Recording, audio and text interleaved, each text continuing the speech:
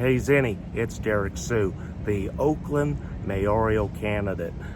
I was the first one, as you remember.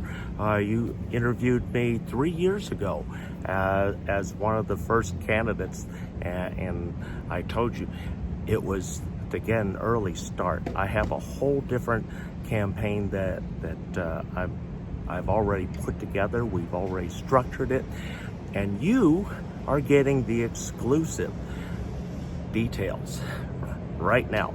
And what I'm about to tell you wasn't scheduled to come out until July.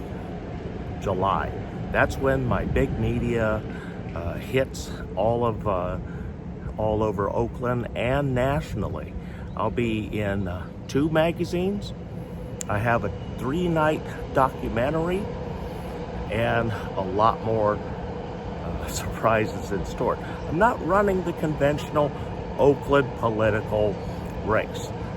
I don't have to. The pressure's not on me to win as the dark horse candidate. I literally say I am the dark horse candidate because nobody expects me to win.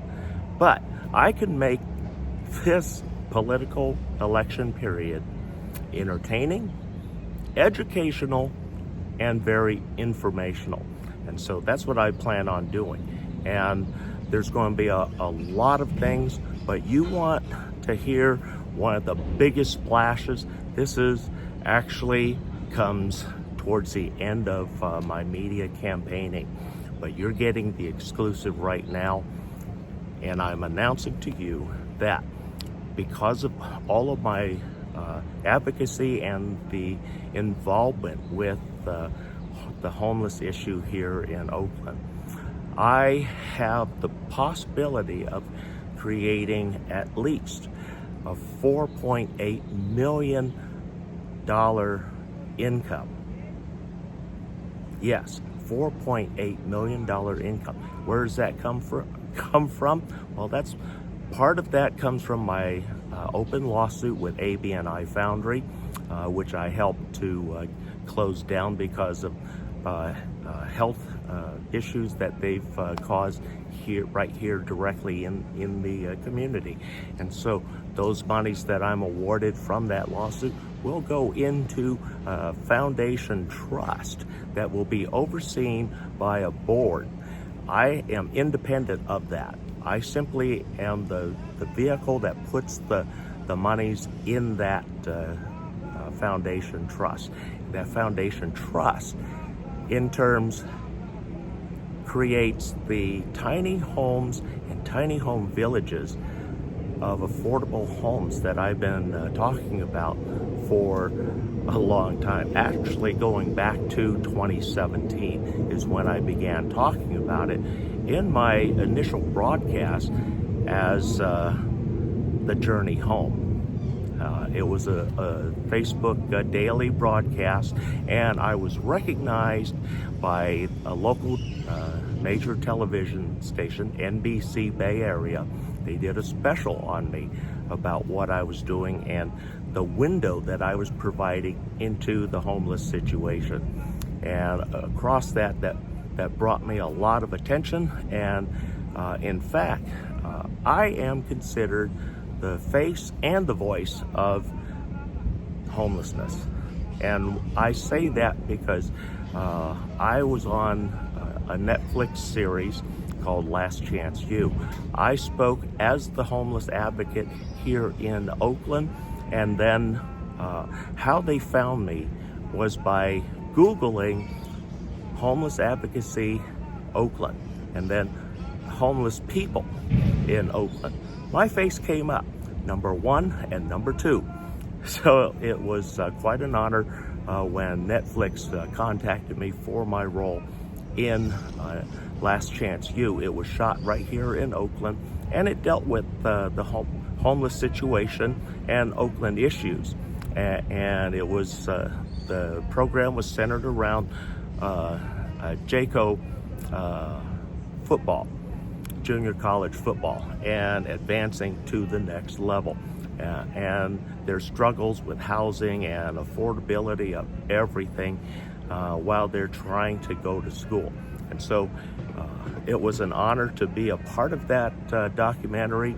So Sheng Thao says that she's the voice for the voiceless.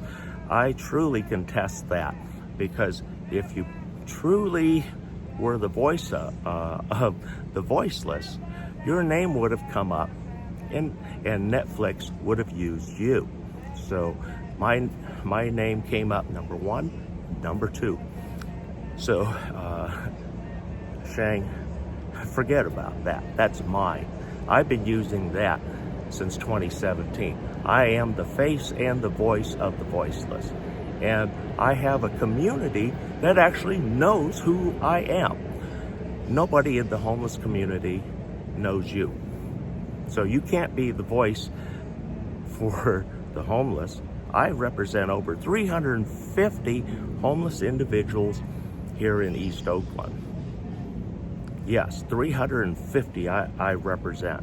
That's the folks that I help to get in the housing, and a lot of the folks that I've been able to bring off the streets directly and get them into permanent supportive housing, and for a very a wide variety of reasons. And I utilize programs across the board. We use county programs, state programs, and federal programs, and I even have access to private programs that aren't mentioned. And so we utilized all of those to get people the housing and the continuum of care that they need. But here's the big thing. ABNI, there's nearly there's a $2 million lawsuit. If I get that confirmed by the court and we can get that out of ABNI, that's the first $2 million that goes into that foundation trust. Then, right behind me, you remember how stressed I was over this because of all the things that was happening. When the bust actually came down, they found $10 million in cash in this location right behind me. And so as the CI, because the sheriff in the media release said that there was a few CIs, I was one of the CIs for the Bay Area. So that entitles me to a portion of those confiscated monies that were illegally gained through this operation. Plus, I get a portion of all the proceeds from the things that they have to take out of here and sell to get rid of. So there's a lot of money there. There were 10 generators, 3 which were still under lease, but the rest were paid for free and clear. So there was a lot of money involved in that, and then all the equipment, the lighting, the air conditioning systems. I mean, the list goes on and on and on. So I'm able to pull together at least a $4.8 million income, and if I'm elected Oakland mayor, I'm going to donate 100% of that to the foundation trust, because I already will have an income if I'm the city of Oakland mayor. So I will live off of that, and all of my notoriety that generated that income will be donated to the foundation and trust. So that allows folks that have no income or very minimal means a path, my path to home ownership here in Oakland. So that's the exclusive, that's my nuclear option for making people look at me. Thanks, Denny. Give me a call if you have any questions. Oh, by the way, yes, that was a challenge to all the mayoral candidates to do something about the homeless crisis, the illegal dumping, the affordable housing issue, a lot of these issues that need to be addressed. I have the solutions. I don't have to, be the front runner, but I can bring up solutions as the dark horse. And it's up to Oakland to decide whether they want to put in place the 3 front runners that people believe are the city council members, which are actually the weakest candidates in the race. Greg Hodge has a better understanding of the situation. Alyssa Victory has a far better understanding of the homeless situation. And myself, who is homeless. So we can truly make that difference.